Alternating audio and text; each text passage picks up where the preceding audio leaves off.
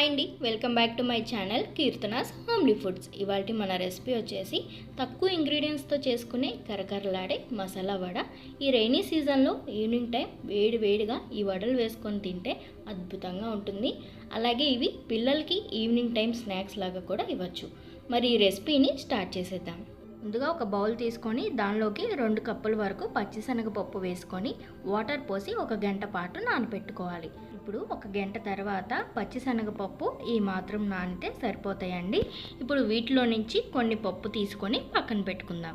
ఇలా పక్కన పెట్టిన పప్పును మిక్సీ పట్టిన తర్వాత పిండిలో కలుపుకున్నట్లయితే పప్పులు పంటి కింద తగులుతూ వడలు క్రిస్పీగా టేస్టీగా ఉంటాయి. ఇప్పుడు మిగిలిన పప్పు అంతా ఒక మిక్సీ జార్ తీసుకొని దానిలోకి వేసుకోవాలి. అలాగే దీనిలోకి 4-5 పచ్చిమిర్చిని వేసుకొని కొన్ని చిన్నులపాయలు అలాగే కొన్ని అల్లం ముక్కలు వేసుకొని మెత్తగా గ్రైండ్ చేసుకోవాలి. ఇలా గ్రైండ్ చేసుకున్న ఈ పిండిని ఒక బౌల్లోకి తీసేసుకుందాం. ఇప్పుడు ఈ పిండిలోకి ముందుగా కట్ చేసి పెట్టుకున్న 2 మీడియం సైజు ఉల్లిపాయ ముక్కలు, 1 స్పూన్ జీలకర్ర, 1 స్పూన్ ధనియాల పొడి,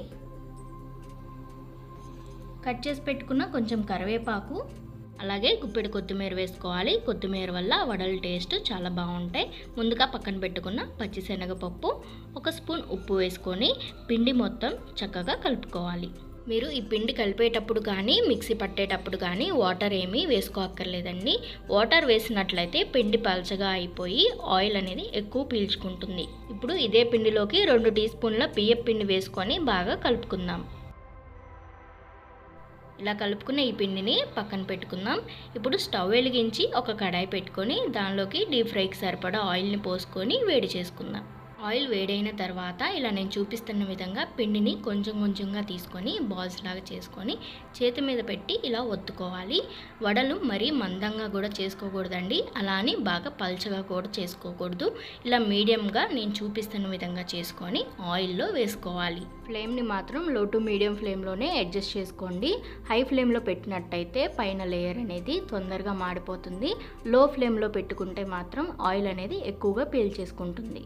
చూసారు కదండి, ఆయిల్కి సరిపడా వడలు వేసుకున్న తర్వాత మీడియం ఫ్లేమ్లోనే పెట్టి అటు ఇటు తిప్పుకుంటూ గోల్డెన్ బ్రౌన్ కలర్ వచ్చేంత వరకు ఫ్రై చేసుకుందాం. చూసారు కదండి, వడలు ఇలా గోల్డెన్ బ్రౌన్ కలర్ వచ్చేంత వరకు ఫ్రై చేసుకున్న తర్వాత స్టవ్ ఆఫ్ చేసుకొని ఒక ప్లేట్లోకి సర్వ్ చేసుకోవడమే. అంతేనండి, చూసారు కదా, సింపుల్ అండ్ టేస్టీగా చేసుకునే మసాలా వడలు క్రిస్పీగా రెడీ అయిపోయినాయి. ఇవి ఏదైనా చట్నీతో కానీ లేదా ఇలా డైరెక్ట్గా సర్వ్ చేసుకొని కూడా తినేయచ్చు. మరి ఈ రెసిపీని మీరు కూడా ట్రై చేసి ఎలా ఉందో కామెంట్ సెక్షన్లో కామెంట్ చేయండి. వీడియో నచ్చినట్లయితే లైక్ చేయండి, షేర్ చేయండి, సబ్స్క్రైబ్ చేయండి. పక్కనే ఉన్న బెల్ ఐకాన్ని క్లిక్ చేయడం మాత్రం మర్చిపోవద్దు.